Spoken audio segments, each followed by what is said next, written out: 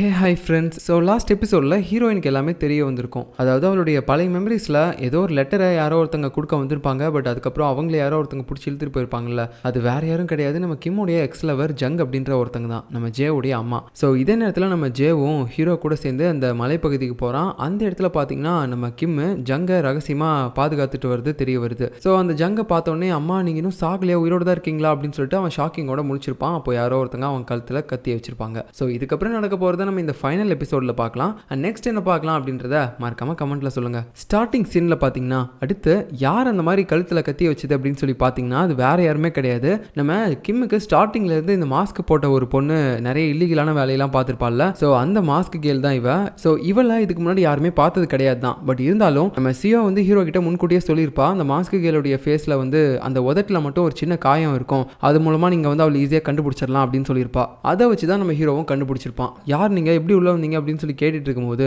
நம்ம ஷின்னு பார்த்தீங்கன்னா அலேக்கா அவளுடைய வாயை பற்றி இந்த பக்கம் இழுத்துட்டு வந்துடுறான். அப்போ அந்த டைமில் அவகிட்ட நம்ம ஹீரோ பார்த்தீங்கன்னா ஒரு லெட்டர் வேற கொடுக்குறான். அவளுக்கு ஒன்றுமே புரியல, இது யார் கொடுத்தது அப்படின்னு சொல்லி கேட்கும்போது, இங்கே பாரு நாங்கள் உங்ககிட்ட சண்டை போடுறதுக்குலாம் வரல, இதை உன்னை பார்க்கும்போது சியோ தான் உங்ககிட்ட கொடுக்க சொன்னா அப்படின் போது அந்த பொண்ணு பார்த்தீங்கன்னா ஓப்பன் பண்ணி அதை படிக்க ஆரம்பிக்கிறா. பார்த்தா நமக்கு இதுக்கு முன்னாடி தெரியும்ல, இந்த மாஸ்க்கு கீழே வந்து அந்த கிம் எதை வச்சு பிளாக்மெயில் பண்ணிட்டு இருப்பான், அவளுடைய அம்மாவை கடத்தி வச்சு தானே பிளாக்மெயில் பண்ணிட்டு இருப்பான், நீ கரெக்டாக நான் சொல்கிறத பண்ணலைன்னா உன் அம்மாவை கொன்றுவேன் அப்படின்னு சொல்லிட்டு. ஸோ அவளுடைய அம்மா பார்த்தீங்கன்னா கிட்டத்தட்ட 3 வருஷத்துக்கு முன்னாடியே இறந்து போயிட்டாங்க போல. பட் இருந்தாலும் கிம் அவங்க செத்ததையே மறைச்சிட்டு இந்த பொண்ணுகிட்ட தேவையில்லாமல் வேலையெல்லாம் வாங்கிட்டு இருந்திருக்கான். ஸோ இப்போ அந்த பொண்ணுக்கு அது தெரிய வரும்போது ரொம்ப அழுகையாக வருது. கடைசியாக அவ்வளோ ஒரு முடிவு எடுக்கிறா, இந்த கிம் அழிக்கிறதுக்காக நீங்கள் என்ன பிளான் பண்ணாலும் சரி, நான் அதுக்கு உங்க கூட ஹெல்ப் பண்ணுறேன் அப்படின்னு சொல்லி பயங்கர தைரியமாக பேசுகிறா. ஸோ இதை பார்க்கும்போது இவங்களுக்கு மோட்டிவேட் ஆகுது. அதுக்கப்புறம் இவங்க எல்லாருமே மறுபடியும் அவங்களோட இடத்துக்கே போவாங்க. ஸோ ஃபர்ஸ்ட்டு நம்ம ஜே என்ன சொல்கிறான்னா, அந்த இடத்துல இருந்து ஃபர்ஸ்ட்டு என்னோட அம்மாவை எப்படியாவது சேஃபாக வெளியே கொண்டு வரணும், அவங்க எதுக்காக அவனுடைய இடத்துல இருக்காங்கன்னு சொல்லி ஒன்றுமே புரியல. அதுவும் இல்லாமல் உங்கள் அப்பாவை அந்த கிம் பிளாக்மெயில் பண்ணிட்டு இருக்கான்ல, அந்த லெட்டரும் கண்டிப்பாக அவங்களோட இடத்துல தான் இருக்கணும். ஏன்னா இப்போ அவன் ரொம்பவே சேஃபாக பாதுகாத்துட்டு இருக்கிறது என்னோட அம்மாவை தான் அப்படின்னா நமக்கு அது மூலமாகவே தெரியுது அது ரொம்பவே சேஃபான இடம் அப்படின்னு சொல்லிட்டு. ஸோ அந்த இடத்துல தான் நம்ம அந்த லெட்டரை வந்து தேடணும் அப்படின்னு சொல்லிட்டு இவங்கெல்லாம் பேசிட்டு இருக்காங்க.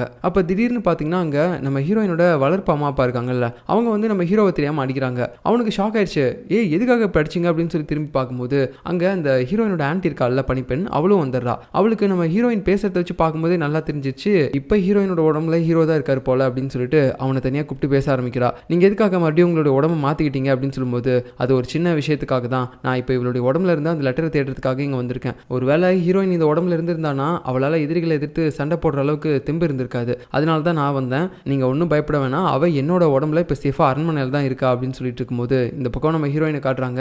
அவள் பார்த்தீங்கன்னா நல்லா சாப்பாடுலாம் சாப்பிட்டு முடிச்சதுக்கப்புறம் அவள் அப்படியே அந்த பிளேட்டுக்கு கீழே பார்த்தீங்கன்னா ஏதோ ஒரு லெட்டர் வைக்கிறா. டே இதை நோட் பண்ணிக்கோ அப்படின்னு சொல்லி சைன் காட்டி வைக்கும்போது நம்ம குண்டு அசிஸ்டண்ட்டோ அதை பார்த்துட்டு மற்ற பணிப்பெண்களுக்கெல்லாம் தெரியாத மாதிரி அதை அவன் அப்படியே எடுத்துகிட்டு போயிட்டு படித்து பார்க்குறான். அதில் என்ன போட்டிருக்கு அப்படின்னா, இன்றைக்கி நைட்டு நான் சியோவை போய் மீட் பண்ணணும், அதனால் எனக்கு ஒரு வேலைக்கார ட்ரெஸ்ஸை நைட் எடுத்துகிட்டு வந்துரு அப்படின்னு நம்ம சொல்லியிருக்கா.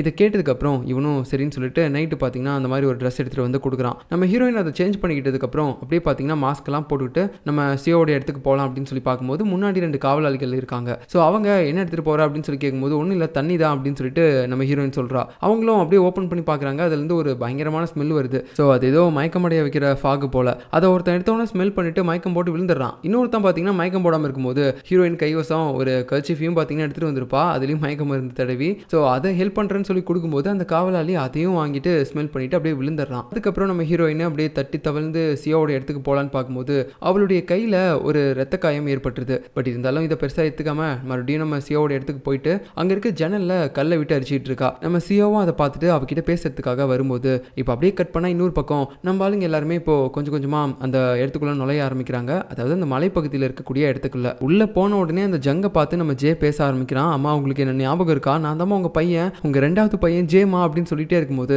அவளுக்கு ஒன்றுமே புரியல, எதுக்காக என் குழந்தைய தட்டி விட்டு அப்படின்னு சொல்லி தான் கேட்டுட்டு இருக்கா. பட் நம்ம ஜே வந்து விடுற மாதிரியே இல்லை, அம்மா நல்லா பாருங்கம்மா, என் கண்ணை பாருங்கம்மா, நான் உங்கள் பையன்மா அப்படின்னு சொல்லிட்டே இருக்கும்போது அவங்களுக்கு பழசெல்லாம் லைட்டாக ஞாபகம் வர ஆரம்பிக்குது. ஸோ அப்படியே பார்த்துட்டு டே ஜே நீ என் பையன் தானே அப்படின்னு சொல்லிட்டு உடனே பார்த்தீங்கன்னா கட்டி பிடிச்சி அழுக ஆரம்பிக்கிறாங்க. அப்போ பின்னாடி இருந்து நம்ம ஹீரோவும் கேட்க ஆரம்பிக்கிறான், மன்னிக்கணும் நான் இப்போ உங்களை டிஸ்டர்ப் பண்ணக்கூடாதான், பட் இருந்தாலும் அந்த லெட்டர் எங்கே இருக்குன்னு உங்களுக்கு தெரியுமா, ஏன்னா அந்த கிம் வந்து என்னோட அப்பாவை அந்த லெட்டரை வச்சு தான் மிரட்டிட்டு இருக்கான் இத்தனை வருஷமா அப்படின்னு சொல்லும்போது அவங்களும் யோசிக்கிறாங்க, ஏன்னா அது எங்கே இருக்குன்னு உங்களுக்கு தெரியும் போல. இதே நேரத்தில் நம்ம ஹீரோயின் இருக்கான்ல, அவள் வந்து நம்ம சியோ கிட்ட போயிட்டு எல்லா பிளானிங்குமே சொல்கிறா. இந்த மாதிரி நம்ம ஜேவும் ஹீரோவும் வந்துட்டு அந்த காட்டு பகுதிக்குள்ளே போயிருக்காங்க, அங்கே அவங்க அப்பா மறைச்சு வச்சிருக்க எல்லா விஷயத்தையுமே அவங்க கண்டுபிடிச்சி எடுத்துகிட்டு வருவாங்க. ஸோ இன்னும் 2 நாளில் நமக்கு கல்யாணம் நடக்க போகுது அப்படின்னு நினச்சி நீங்கள் பயப்படாதீங்க, அதே சமயம் இங்கேருந்து தப்பிச்சு தப்பிச்சு ஓடவும் ட்ரை பண்ணாதீங்க, அவங்க 2 பேரும் ஆதாரத்தோட வருவாங்க அப்படின்னு சொல்லி நம்ம ஹீரோயின் இங்க ஒரு பக்கம் சியோவுக்கு தைரியம் சொல்லிட்டு இருக்கா. இதே நேரத்தில் இந்த பக்கம் ஜெயோடைய அம்மா அந்த ஜங்கோடைய ரூமுக்கு நம்ம ஆளுங்க நுழைஞ்சதுக்கு அப்புறம் அந்த லெட்டர் எங்க இருக்கு அப்படின்னு சொல்லி எல்லாருமே விடாம தேடிட்டே இருந்திருப்பாங்கல்ல. அப்போ கடைசியா பாத்தீங்கன்னா அங்க ஒரு கண்ணாடி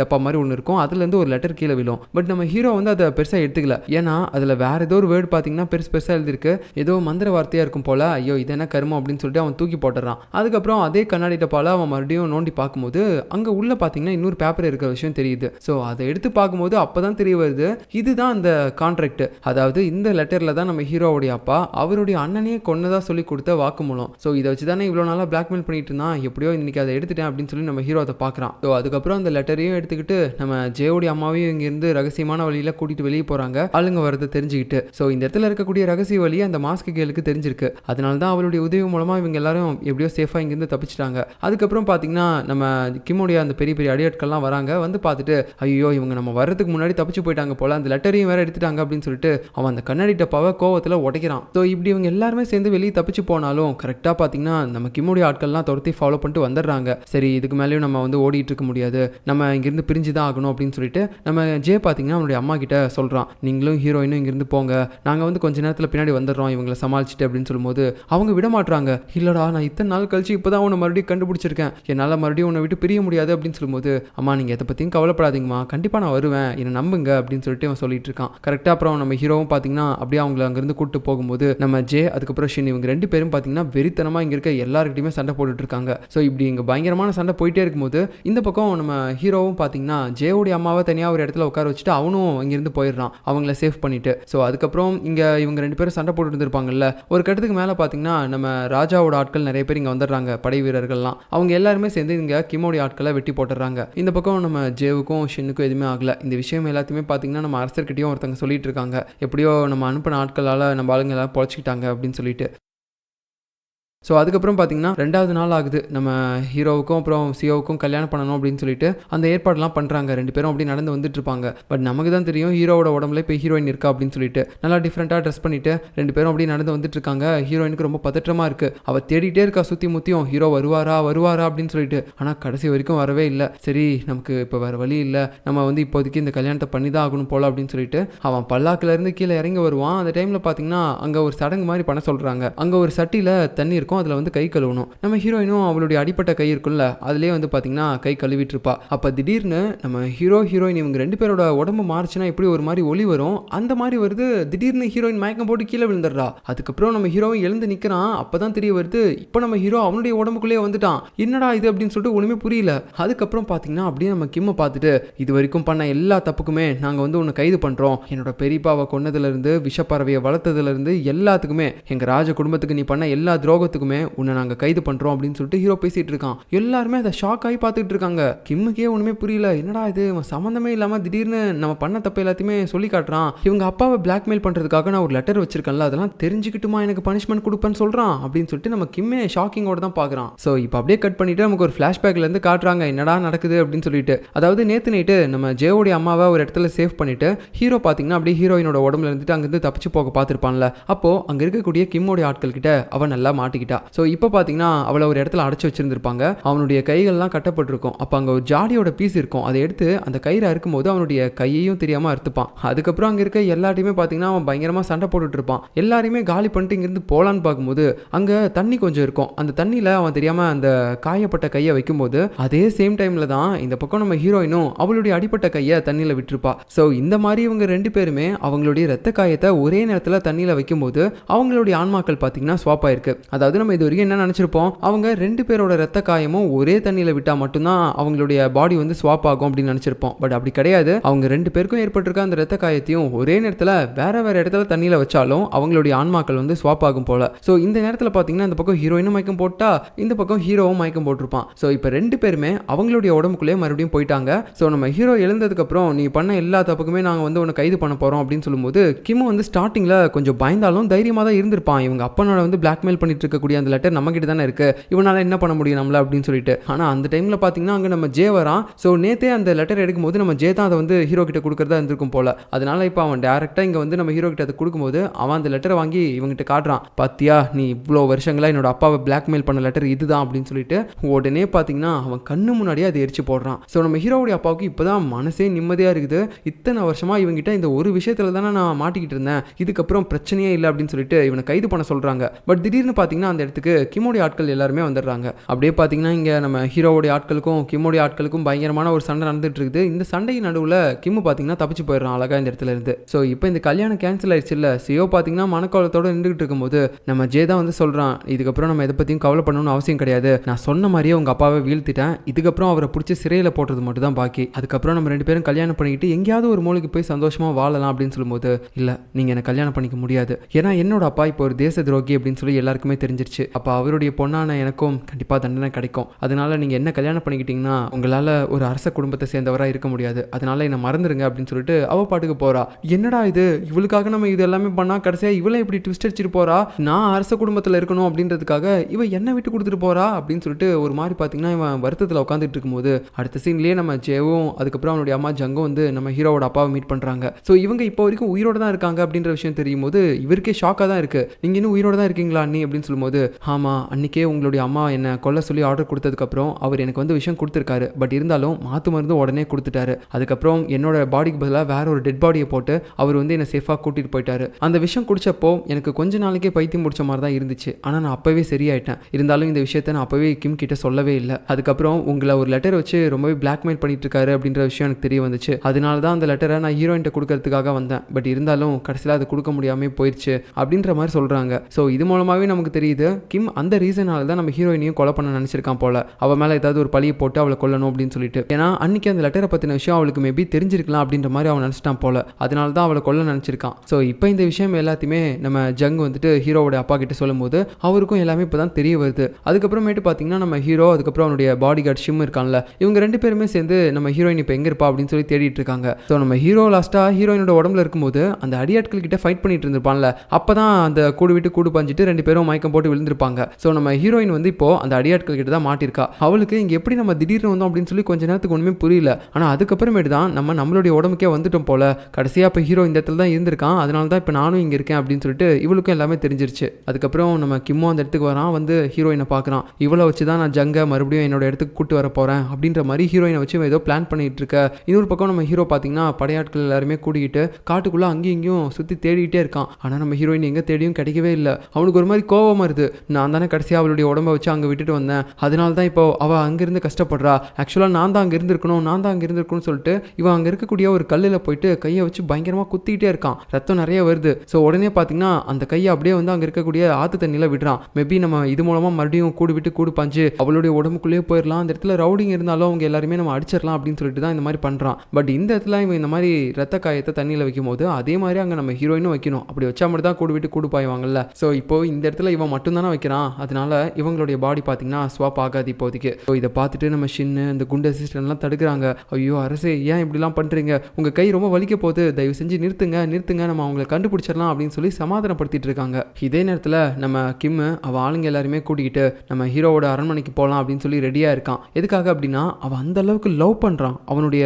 எக்ஸ் லவராக இருந்தாலும் சரி அந்த ஜங்கை வந்து நம்ம மறுபடியும் கூட்டிகிட்டு வந்து நம்ம பக்கத்திலே வச்சுக்கணும் அப்படின்னு நினைக்கிறான். அப்படி அவன் கிளம்புறதுக்கு முன்னாடி பார்த்தீங்கன்னா அங்கே நிறைய ஹேர்பின் இருக்கும், அதில் அவன் ஒன்று எடுத்து வச்சுக்கிறான். ஸோ இந்த பக்கம் அப்படியே பயங்கர மாசா நம்ம கிம்மும் அவனுடைய அடியாட்களும் அப்படியே என்ட்ரி கொடுக்குறாங்க உள்ள. அப்படி வரும்போதே பார்த்தீங்கன்னா ஹீரோயினையும் கத்தி முனையில கூட்டிகிட்டு வந்துட்டு இருக்காங்க. அங்கே அரண்மனையில் இருக்கக்கூடிய காவலாளிகள் எல்லாருமே கொலை பண்ணிட்டு இவனுங்க பாட்டுக்கு உள்ள வந்துகிட்டே இருக்கானுங்க. சரியா உள்ள வர டைம்ல நம்ம ஹீரோவும் வரான், வந்து பார்த்துட்டு அவளை விட்டுருங்கன்னு சொல்லிட்டே இருக்கும்போது டக்குன்னு பார்த்தீங்கன்னா நம்ம கிம்மு ஒரு கத்தி எடுத்து ஹீரோயினோட வயிற்றுலேயே சொருவிட்டான். ஹீரோவுக்கு என்ன சொல்றதுனே தெரியல, அவனுக்கு அப்படியே உலகமே அழிஞ்சு போன மாதிரி இருக்குது, ஏன் இப்படி பண்ண அப்படின்னு சொல்லிட்டே இருக்கும்போது ஹீரோயினும் கொஞ்சம் கொஞ்சமா செத்துக்கிட்டு இருக்கா. ஸோ இதை பார்க்கும்போது ஹீரோவுக்கு அப்போ ஒரு ஐடியா வருது, ஏன்னா இப்போ மழை வேற பெஞ்சிட்டு இருக்குது, அதனால அவன் கையில ஒரு காயம் ஏற்பட்டிருக்கும்ல, நம்ம ஹீரோயின் அவன் உடம்புல இருக்கும்போது ஏற்படுத்தியிருப்பா, அந்த காயத்தில் போட்டிருந்த கட்டை இப்போ அவன் அப்படியே கழட்டுறான். நம்ம ஹீரோயினுக்கு தெரிஞ்சு போச்சு இவன் என்ன பண்ண நினைக்கிறான் அப்படின்னு சொல்லிட்டு உடனே பார்த்தீங்கன்னா கதறா, இல்ல வேணாம் அந்த மாதிரி மட்டும் பண்ணாத அப்படின்னு சொல்லிட்டே இருக்கும்போது ஹீரோ பார்த்தீங்கன்னா அது கேட்கல, அந்த கட்டை அவுத்து போட்டுட்டு அப்படியே பார்த்தீங்கன்னா அந்த கத்தியை வச்சு அவனுடைய கையில் ஒரு கீறும்போது ரத்தம் சொட்ட ஆரம்பிக்குது. ஸோ இப்போ மழை வேற பெய்யுது, 2 பேரோட உடம்புலையும் ரத்த காயம் ஏற்பட்டிருக்கு. அதுக்கப்புறம் என்ன, அவங்க 2 2 பேரோட பாடியும் இப்போ அப்படியே ஸ்வாப் ஆகுது. அப்படியே மயக்கம் போட்டு விழுறாங்க. இந்த நேரத்தில் நம்ம ஹீரோவோட ஆட்களும் கிம்மோட ஆட்களும் மறுபடியும் சண்டை போட ஆரம்பிக்கிறாங்க. ஒரு சில நிமிஷங்கள் கழிச்சு நம்ம ஹீரோவோட உடம்புல இருந்து ஹீரோயின் எந்திரிக்கிறா. அப்படின்னா இப்போ நம்ம ஹீரோயினோட உடம்புக்குள்ள இருக்கிறது ஹீரோ தான். உடனே பார்த்தீங்கன்னா ஹீரோயின் போயிட்டு ஹீரோவை எழுப்ப ட்ரை பண்ணிட்டு இருக்கா. இவனுக்கு என்னாச்சு, ஏன் இந்த மாதிரி பண்ண, நான் தான் பண்ணாதன்னு சொன்னல அப்படின்னு சொல்லிட்டே இருக்கும்போது, இல்லை எனக்கு தோணுனதெல்லாம் ஒன்று தான், என் கண்ணு முன்னாடி நீ சாகிறத என்னால் பார்க்க முடியாது, அதனால தான் என் உயிரே போனாலும் பரவாயில்ல, நீ உயிரோட இருக்கணும் அப்படின்றதுக்காக நான் இதை பண்ணேன் அப்படின்னு சொல்லிட்டு இருக்கும்போது ஹீரோயினும் கதறி கதறி அழுகிறா. உனக்கு பைத்தியம் தாண்டா பிடிச்சிருக்கு அப்படின்னு சொல்லிட்டே இருக்கும்போது அவன் மயக்கம் வேற போட்டுறான். ஐயோ உனக்கு எதுவும் ஆகாதுடா நான் இருக்கேன் அப்படின்னு சொல்லிட்டு ஹீரோயின் பார்த்தீங்கன்னா ஹீரோவை தூக்கிட்டு ஓடிக்கிட்டு இருக்கா மருத்துவரை பார்க்கறதுக்கு.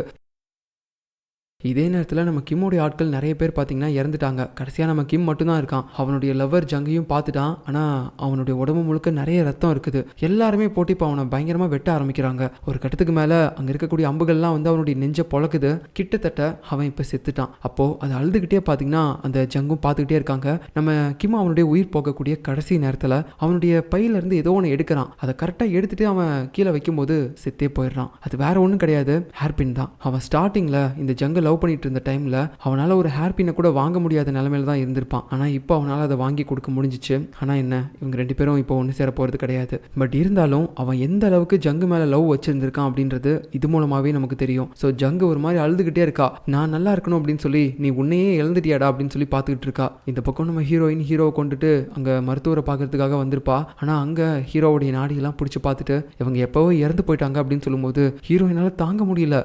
இல்ல இதுக்கு வாய்ப்பு இல்லை, எதுக்காக நீ எனக்கு பதிலாக சாகணும், நான் இந்த அளவுக்கு கஷ்டப்படுறதுக்காகவா நீ எனக்கு பதிலாக செத்த, என்னால் இதை அக்செப்ட் பண்ணிக்க முடியல அப்படின்னு சொல்லிட்டு பயங்கரமாக வாழ்ந்துகிட்டே இருக்கும்போது அப்போ திடீர்னு பார்த்தீங்கன்னா இவளுடைய கண்ணு தண்ணி ஒன்று நம்ம ஹீரோயினோட கையில் இருக்கக்கூடிய அந்த என்கேஜ்மெண்ட் ரிங்கில் படுது. ஸோ அது பட்ட உடனே இந்த பக்கம் அந்த விதியின் பூ இருக்கும்ல, அதில் இவங்க பூவை சுற்றி ஏதோ ஒரு சூழ்ச்சி ஃபார்ம் ஆன மாதிரி காட்டியிருப்பாங்க. அந்த சூழ்ச்சி பார்த்தீங்கன்னா இப்போ அப்படியே உடஞ்சி போயிடுது. ஸோ அதுக்கப்புறம் அந்த பூவும் இப்போ முழுமையாக ஒரு ரெட் கலர் பூவாக மாறிடுச்சு. அதுக்கப்புறம் என்ன, சில அமானுஷமான விஷயங்கள் இவங்களை சுற்றி நடக்கிற மாதிரி தெரியுது, க்ளோ ஆகுது. திடீர்னு பார்த்தீங்கன்னா நம்ம ஹீரோயின் அப்படியே கண் முழிக்கிறா. ஹீரோவும் பார்த்துட்டு இருக்கான். ஸோ இப்போ மறுபடியும் இவங்க 2 பேரோட உடம்பும் பார்த்தீங்கன்னா பழையபடியாக அவங்களுக்குள்ளேயே போயிடுச்சு. பட் இருந்தாலும் ஹீரோயினுக்கு ஒன்றுமே புரியல. எப்படி நீங்கள் ரிட்டர்ன் வந்தீங்க அப்படின்னு சொல்லும்போது அது ஒரு மிராக்கல், உனக்கு தெரியாது அப்படின்னு சொல்லும்போது இப்போ நமக்கு அந்த மிராக்கல் என்ன அப்படின்னு சொல்லி காட்டுறாங்க. அதாவது ஆக்சுவலாக நம்ம ஹீரோ செத்து போயிட்டான். அவனுடைய உடம்பும் பார்த்தீங்கன்னா மேல்லோகத்துக்கு போயிடுச்சு. அந்த பூக்கள் தோட்டம்லாம் இருக்கும்ல, அந்த ஆண்மாக்களோட தோட்டம், அந்த இடத்துல அவன் இருக்கும்போது அந்த தாத்தாவை பார்த்து கேட்க ஆரம்பிக்கிறான், நான் இங்கே எப்படி வந்தேன், இதுதான் சொர்க்கமா அப்படின்னு சொல்லிட்டு இருக்கும்போது, நீனும் சாகவே இல்லடா, அதுக்குள்ளே எப்படி சொர்க்கத்துக்கு வருவேன் அப்படின்னு சொல்லும்போது, என்ன சொல்கிறீங்க, அப்போ எப்படி நான் இங்கே வந்தேன் அப்படின்னு சொல்லும்போது, அது ஒன்றும் இல்லை, உன் விதியின் படி நீ மறுபடியும் உன் உடம்புக்குள்ளேயே போயிடுவேன், நீ அதை பற்றியும் கவலைப்படாத அப்படின்னு சொல்ல, எனக்கு புரியல, எப்படி நான் மறுபடியும் உடம்புக்குள்ளே போவேன்னு சொல்கிறீங்க, ஏன்னா அதுதான் விதி, உங்கள் 2 பேரையும் யாராலையுமே பிரிக்கவே முடியாது. ஒரு மனுஷன் செத்துட்டான் அப்படின்னா அவனுடைய பிரெயினில் 7 செகண்ட் அவனுடைய வாழ்க்கை முழுக்க ஒரு ரீகேப் மாதிரி ஓடும். ஆனால் உன்னோட பிரெயினில் அந்த 7 செகண்டும் அவள் மட்டும்தான் ஓடிக்கிட்டு இருந்தா. அவள் கூட வாழ்ந்த நிமிஷங்களை மட்டும்தான் நீ நினச்சிக்கிட்டு இருந்த. இதுக்கு முன்னாடி உனக்காக நீ நல்லா இருக்கணும் அப்படின்றதுக்காக அவள் தன்னோட உயிரை சாக்ரிஃபைஸ் பண்ண பார்த்தா. இப்போ அதே மாதிரி அவன் நல்லா இருக்கணும் அப்படின்றதுக்காக நீ உன்னோட உயிரை சாக்ரிஃபைஸ் பண்ணியிருக்க. ஸோ உங்கள் 2 பேரையும் இந்த ஜென்மத்தில் யாராலையும் பிரிக்கவே முடியாது. விதிப்படி நீ மறுபடியும் உன் உடம்புக்கே போயிடுவே அப்படின்னு சொல்லியிருப்பாரு. அந்த மாதிரி தான் நம்ம ஹீரோ மறுபடியும் அவன் உடம்புக்கே வந்திருப்பான். ஸோ அதுக்கப்புறம் என்ன, நம்ம ஹீரோவும் ஹீரோயினும் சந்தோஷமாக மறுபடியும் அவங்களுடைய லைஃப்பை வாழ ஆரம்பிக்கிறாங்க. அது மட்டும் இல்லாமல் ஜெயிலில் நம்ம சிஓ இருக்கும்போது அவள் பக்கத்துலேயே அந்த மாஸ்க் கேள் இருக்கால, அவளும் வந்து உட்காந்துக்கிறா. நான் பண்ண தப்பு எல்லாத்தையுமே ஒத்துக்கிட்டேன், அதனால எனக்கு ஒரு குறிப்பிட்ட நாள் தண்டனையும் கொடுத்தாங்க. அந்த தண்டனையெல்லாம் முடிச்சதுக்கப்புறம் நான் மறுபடியும் என்னோட சகஜமான வாழ்க்கையை வாழ போகிறேன் அப்படின்னு சொல்லும்போது சிஓவும் அதை பார்த்து கொஞ்சம் அவளை நினச்சி ஹாப்பியாக ஃபீல் பண்ணுறா. அதுக்கப்புறம் பார்த்தீங்கன்னா நம்ம கிம்முக்கு ஜால்ரா தட்டிட்டு இருந்திருப்பானுங்களா ஒரு சில மந்திரிங்க எல்லாருமே, அவனுங்கள அப்படியே பொதுமக்கள் முன்னாடி அவமானப்படுத்துகிற மாதிரி இழுத்துட்டு போகிறாங்க நாடு கடத்தி. இப்போ அடுத்த சீனில் நம்ம ஜேவோடைய அம்மா அந்த ஜங் இருக்காங்கல்ல, ஃபர்ஸ்ட் அரசருடைய மனைவி, இப்போ அவங்க கிட்ட பார்த்தீங்கன்னா நம்ம பாட்டி வந்துட்டு பயங்கரமாக மன்னிப்பு கேட்டுட்டு இருக்காங்க. என்னை மன்னிச்சிரு, நீ அந்த டைமில் ஒரு ஏழையாக இருந்த அப்படின்றதுக்காக உன் மேலே இல்லாத பொல்லாத தப்புலாம் நான் போட்டு உன்னை அவமானப்படுத்தி உன்னையும் உன் பையனையும் கொல்றதுக்காக ஆர்டர்லாம் நான் கொடுத்தேன். அதை நினைக்கும் போது எனக்கு இப்போ ரொம்ப வெக்கமாக இருக்குது, நான் அதை நினச்சி ரொம்ப ஃபீல் பண்ணுறேன், என்னை மன்னிச்சிருன்னு சொல்லிட்டு இவங்களும் விடாமல் கேட்குறாங்க. பட் எல்லாமே நடந்து முடிஞ்சிச்சுல்ல, இதுக்கு மேலே நீங்கள் பண்ண தப்புலாம் நினச்சி ஃபீல் பண்ணி என்ன பிரயோஜனம் அப்படின்னு சொல்லி எல்லாருமே பார்க்குறாங்க. அதுக்கப்புறம் நம்ம கிம்மோடைய இடத்துல இருந்த எல்லா திங்ஸுமே பார்த்தீங்கன்னா இப்போ பறிமுதல் பண்ணிட்டு இருக்காங்க. அப்போது அங்கே நிறைய மருத்துவ புக்கும் இருக்கும், அதெல்லாம் நம்ம ஹீரோவும் பார்த்துட்டு இருக்கும்போது இந்த பக்கம் நம்ம கிம்மோடைய சமாதிக்கு பார்த்தீங்கன்னா அவனுடைய லவர் அந்த ஜங்கு வந்து அவன் வாங்கி கொடுத்து அந்த ஹேர் பின்னாக வைக்கிறாங்க. வச்சுட்டு அவனுடைய ஆன்மா வந்து சாந்தி அடையணும் அப்படின்னு சொல்லி வேண்டிக்கிறாங்க. ஸோ இப்போ அப்படியே கட் பண்ணால் இன்னொரு பக்கம் நம்ம ஹீரோயினை கூட்டிகிட்டு ஹீரோ நடந்து போயிட்டு இருக்கும்போது அவகிட்ட வந்து சில விஷயங்களை ஹீரோ சொல்கிறான். உண்மையே சொல்ல போனால் கிம் வந்து ரொம்பவே நல்லவன். அவன் லவ் பண்ண அந்த பொண்ணுக்காக நிறைய விஷயங்களை பண்ணியிருக்கான். அவர் இப்போ இந்த மாதிரி ஆனதுக்கு காரணமே பாட்டியும் பெரியப்பாவும் தான். ஏன்னா அவர் ஃபஸ்ட்டு கிம்முடைய லவர் ஜங்கை வந்து கல்யாணம் பண்ணாமல் இருந்திருந்தாருன்னா என் பாட்டி அதனால் கோவப்பட்டிருக்க மாட்டாங்க, அந்த மாதிரி ஒரு பனிஷ்மெண்ட்டு கொடுத்துருக்க மாட்டாங்க. அதுவும் இல்லாமல் ஜங்குக்கு ஏற்பட்டிருக்கக்கூடிய அந்த பைத்தியத்தை எப்படி சரி பண்ணுறதுன்னு சொல்லிட்டு இந்த கிம்மு பார்த்தீங்கன்னா நிறைய மருத்துவ புக்கெலாம் படிச்சுட்டு இருந்திருக்காரு. அதுவும் இல்லாமல் நான் அந்த ஜங்கோடைய இடத்துக்கு என் அப்பாவை பிளாக்மெயில் பண்ணுற அந்த லெட்டர் எடுக்கலான்னு சொல்லி போகும்போது அங்கே இன்னொரு லெட்டரும் இருந்துச்சு. அதில் சில மந்திர வார்த்தைகளும் எழுதிருந்துச்சு. அதுக்கான மீனிங் என்னன்னா அவங்களுடைய உடம்பு சீக்கிரமாக குணமாகணும் அப்படின்னு சொல்லி தான் அந்த மந்திர வார்த்தையை வச்சிருந்திருக்காரு. ஸோ இதெல்லாம் வச்சு பார்க்கும்போது கிம்மு வந்து ஜங்கை வெறித்தனமாக லவ் பண்ணியிருக்காரு. ஸோ அதனால தான் அவங்கள நல்லா பார்த்துக்கணும், அவங்கள இந்த நிலைமைக்கு ஆளாக்கணவங்கள சும்மா விடக்கூடாதுன்னு சொல்லிட்டு இந்த அளவுக்கு ஒரு மான்ஸ்டர் மாதிரி நடந்திருந்திருக்காரு. ஒருவேளை நீ எனக்கு கிடைக்காம போயிருந்தினாலும் நானும் அவரை மாதிரி தான் ஆயிருப்பேன்ல அப்படின்னு சொல்லும்போது இப்போ எதுக்காக நீங்கள் அப்படிலாம் பேசுறீங்க, நான் தான் உங்க கூட இருக்கேன்ல அப்படின்னு சொல்லிட்டு ஹீரோயினும் பார்த்தீங்கன்னா தைரியமாக பேசிகிட்டு இருக்கா. ஸோ இப்படி இவங்கெல்லாம் பேசுகிறத வச்சு பார்க்கும்போது கிம் வந்து உண்மையாகவே நல்லவன் தான். ஆனால் இந்த சந்தர்ப்ப சூழ்நிலைகள் தான் அவனை அந்த மாதிரி மாற்றிருச்சு அப்படின்ற மாதிரி சொல்கிறாங்க. ஸோ அதுக்கப்புறம் என்ன, நம்ம ஹீரோவும் ஹீரோயினும் பார்த்தீங்கன்னா ஒரு நாள் வில் ப்ராக்டிஸ்லாம் பண்ணுவாங்க. அந்த நேரத்தில் எல்லாருமே பார்க்குறாங்க அப்படின்னு சொல்லி ஹீரோயின் சொல்லும்போது ஓ அதான் உனக்கு பிரச்சனையா, சரி சரி வா நம்ம தனியாக போய் ரொமான்ஸ் பண்ணலாம் அப்படின்னு சொல்லி ஹீரோ இழுத்துட்டு போயிடுவான். அதுக்கப்புறம் நம்ம ஹீரோயின் புக் படிச்சுட்டு இருக்கும்போது அப்பயும் விட மாட்டான். அவகிட்ட வந்து ரொமான்ஸ் பண்ணலாம்னு சொல்லிட்டே இருக்கான். அதுக்கப்புறம் பார்த்தீங்கன்னா ரெண்டு பேரும் ஒரு நாள் வெளியே சாப்பிட்டுட்டு இருக்கும்போது ஹீரோயினுக்கு வாமிட் வர மாதிரி இருக்குது அப்படின்னு சொல்கிறாங்க. ஸோ அதை வச்சு பார்க்கும்போது அவங்களுக்கு குழந்தை பிறக்க போது, அவங்க ப்ரெக்னெண்ட்டாக இருக்காங்க அப்படின்றது தெரியுது. அப்புறம் பார்த்தீங்கன்னா சில மாதங்களுக்கு அப்புறம் நம்ம ஹீரோ வெளியே ரொம்ப நேரம் அப்படியே ஆவலாக காத்துக்கிட்டே இருக்கான். என்னடா அப்படின்னு பார்த்தா நம்ம ஹீரோயினுக்கு இன்னைக்கு தான் பிரசவம் போல. ஸோ அவள் உள்ள பயங்கரமாக கத்திக்கிட்டே இருக்கா. ஹீரோவுக்கும் ஷாக் ஆயிடுச்சு. ஐயோ என்ன நடந்துச்சு அப்படின்னு சொல்லி பார்த்துட்டு இருக்கும்போது ஹீரோயின் உள்ள இருந்துகிட்டே கத்திக்கிட்டே பேசிக்கிட்டு இருக்கா. டேய் நம்ம இப்போ உடம்ப மாற்றிக்கலாமா அப்படின்னு சொல்லிட்டு, ஏன்னா அவளுக்கு அந்த அளவுக்கு வலிக்குது போல. ஸோ அதுக்கப்புறம் நம்ம ஹீரோயினும் ஒரு குழந்தையை பெற்றெடுத்துட்டா, அதுவும் ஆண் குழந்தை. ரெண்டு பேரும் ரொம்ப சந்தோஷப்படுறாங்க. ஸோ அதுக்கப்புறம் பார்த்தீங்கன்னா சில வருஷங்கள் போது நம்ம ஹீரோ பார்த்தீங்கன்னா ஒரு புது ரூலை கொண்டு வரான். அதாவது யார் என்ன தப்பு பண்ணாலும் சரி அவங்களுக்கு வந்து மரண தண்டனைலாம் கிடையாது, அவங்க பண்ண தப்புக்கு ஏற்ற மாதிரி அவங்களுக்கு ஜெயில் தண்டனை தான் கிடைக்கும், இத்தனை வருஷத்துலேருந்து இத்தனை வருஷம் அப்படின்னு சொல்லிட்டு அப்படின்ற மாதிரி அவன் ஆர்டர் கொடுக்குறான். ஏன்னா ஸ்டார்டிங்கில் அந்த மாதிரி மரண தண்டனையை கொடுத்ததுனால தான் நிறைய பிரச்சனைகள் நடந்துச்சு. ஸோ அதுக்கப்புறம் பார்த்தீங்கன்னா நம்ம சியோ இருக்கால, அவளும் அவளுடைய தண்டனை எல்லாம் முடிக்கிற ஸ்டேஜுக்கு வந்துட்டா. இப்போ துணியை காய போட்டுட்டு இருக்கும்போது திடீர்னு பார்த்தீங்கன்னா நம்ம ஜே வந்து அவளுக்கு ஹெல்ப் பண்ணுறான். கூடிய சீக்கிரம் நம்ம ரெண்டு பேரும் கல்யாணம் பண்ணிக்கலாம், அவன் தண்டனையும் முடிய போகுது அப்படின்னு சொல்லும்போது அவளுக்கு ரொம்ப சந்தோஷமா இருக்கு. ஸோ ரெண்டு பேரும் பார்த்தீங்கன்னா ஒன்னா சேர்ந்து ரொமான்ஸ்லாம் பண்ணிட்டு இருக்காங்க கார்டனில். அதுக்கப்புறமேட்டு நம்ம குண்டு அசிஸ்டன்ட்டும் ஷின்னும் ஒரு நாள் மலையில் நடந்து போயிட்டு இருக்கும்போது நம்ம ஷின்னும் பார்த்தீங்கன்னா ஒரு பனிப்பெண் கூட ரொமான்ஸ் பண்ணிட்டு இருக்கான். இதை பார்க்கும்போது நம்ம குண்டு அசிஸ்டன்ட்டுக்கு பயங்கர பொறாமையா இருக்குது. எல்லாருமே ஜோடி ஜோடியாக சுத்துறீங்கடா, நான் மட்டும் தானே தனியாக இருக்கிறேன் அப்படின்னு சொல்லிட்டு இருக்கான். அதுக்கப்புறம் நம்ம ஹீரோவுடைய அப்பா பார்த்தீங்கன்னா அவருடைய பேரனுக்கு வந்து நிறைய பொம்மையெல்லாம் பண்ணி கொடுக்குறாரு. மனுஷன் அவர் ஒரு பக்கம் பார்த்தீங்கன்னா கடைசி காலத்தில் பயங்கர சந்தோஷமா இருக்காரு. இன்னொரு பக்கம் நம்ம ஹீரோயினோட வளர்ப்பு அம்மா அப்பா இருக்காங்கல்ல, அவங்களும் ஜாலியாக ரொமான்ஸ் பண்ணிட்டு அவங்களுடைய வேலையை பார்த்துட்டு இருக்காங்க. அதுக்கப்புறம் நம்ம ஹீரோயினோட அண்ணன் இருக்கார்ல, அவர் தான் ஆக்சுவலாக நம்ம ஹீரோயினோட ஆன்ட்டி வந்து லவ் பண்ணியிருப்பாங்க. அதாவது அவங்களும் பனிப்பெண் தானே. ஸோ அவருடைய சமாதிக்கு போயிட்டு இப்போ அந்த ஆன்ட்டி சொல்லிட்டு இருக்காங்க, நீங்கள் எனக்கு வாக்கு கொடுத்த மாதிரியே நான் வந்து உங்களுடைய சிஸ்டரை நல்லபடியாக காப்பாற்றி ஹீரோ கூட ஒன்று சேர்த்து வச்சுட்டேன். ஸோ உங்களுடைய ஆன்மா இப்போ சாந்தி அடையும்னு நினைக்கிறேன் அப்படின்னு சொல்லிட்டு இருக்கா. அதுக்கப்புறம் நம்ம ஹீரோ ஹீரோயின் அப்புறம் அவனுடைய மினி ப்ராடக்ட் அவங்க 3 பேரையும் காட்டுறாங்க. அந்த மினி ப்ராடக்ட் பார்த்தீங்கன்னா அங்கே ஒரு பூ வந்து மரத்துலேருந்து விழும், அதை கையில் பிடிச்சிருவான். இதை பிடிச்சோடனே ஹீரோயின் வந்து சொல்கிறா, ஏய் அழகாக பூவை பிடிச்சிட்ட, உன்னுடைய ஃபர்ஸ்ட் லவ் கண்டிப்பாக சக்ஸஸ் ஆகும்டா அப்படின்னு சொல்லிட்டு இருக்கும்போது கரெக்டாக அப்படின்னா நீங்கள் தான் என்னோட ஃபர்ஸ்ட் லவ் அப்படின்னு சொல்லும்போது ஹீரோவுக்கு அவன் குழந்தை மேலேயே போகாமல் வருது. ஏய் அப்படிலாம் சொல்லக்கூடாதுடா, ஏன்னா அம்மா ஆல்ரெடி நான் கல்யாணம் பண்ணிக்கிட்டா, உனக்குன்னு வேற ஒருத்தி கிடைப்பா, நீ அம்மாவெல்லாம் கேட்கக்கூடாது என்ன அப்படின்னு சொல்லிட்டு இவனும் ஜாலியாக பேசிகிட்டு இருக்கான். ஸோ அதுக்கப்புறம் பார்த்தீங்கன்னா நம்ம ஹீரோ ஹீரோயின் நைட்டு வந்துட்டு ஒன்றா ஒரு ஆத்தோரமாக இருப்பாங்க. அப்போது இந்த தண்ணி மூலமாக இவங்களுக்கு நடந்த எல்லா விஷயத்தை பற்றியும் யோசிச்சு பார்க்குறாங்க. இந்த தண்ணினால எவ்வளோ விஷயங்கள் நம்ம லைஃப்பில் மாறி இருக்குல்ல அப்படின்னு சொல்லிட்டு ரெண்டு பேரும் ரொமான்ஸ் பண்ணிட்டு இந்த நைட்டில் இந்த தண்ணியை பார்த்துட்டு இருக்கிறதோடைய இந்த ட்ராமாவும் முடியுது. ஸோ எப்படி இருந்துச்சு? எனக்கு வருத்தம்ப்பா, கிம்மி இறந்து போனது எனக்கு ரொம்ப வருத்தம் அப்படின்ற மாதிரி தான் எனக்கு இருக்குது. ஏன்னா அவன் பாவம் எந்த தப்புமே பண்ணல, உண்மையாக லவ் பண்ணியிருக்கான். அதை நினைக்கும் போது தான் கொஞ்சம் கஷ்டமாக இருக்குது. ஸோ நெக்ஸ்ட் நம்ம என்ன ட்ராமா பார்க்கலாம் அப்படின்றத மறக்காமல் கமெண்ட்டில் சொல்லுங்கள். மறுபடியும் நான் உங்களை அடுத்த ஒரு நல்ல ட்ராமாவில் சந்திக்கிறேன். பாய்.